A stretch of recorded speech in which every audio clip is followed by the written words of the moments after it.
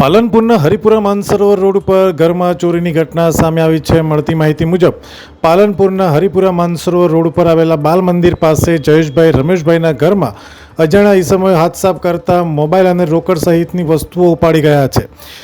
ઘટનાની જાણ થતાં ફરિયાદીએ પોલીસ સ્ટેશનમાં ફરિયાદ આપી છે અને પોલીસ ગુનો દાખલ કરીને તપાસ હાથ ધરી છે। ઉલ્લેખનીય છે કે ચોરો બેફામ બનેલા હોય લોકો પોતાના ઘર સામાનનું રક્ષણ કરવા માટે જાતે જ મજબૂર બન્યા છે, તો લોકોએ પણ પોલીસને પેટ્રોલિંગ વધારવા માટે માંગ પણ કરી છે। અહેવાલ હસમુખ રાણા, પાલનપુર।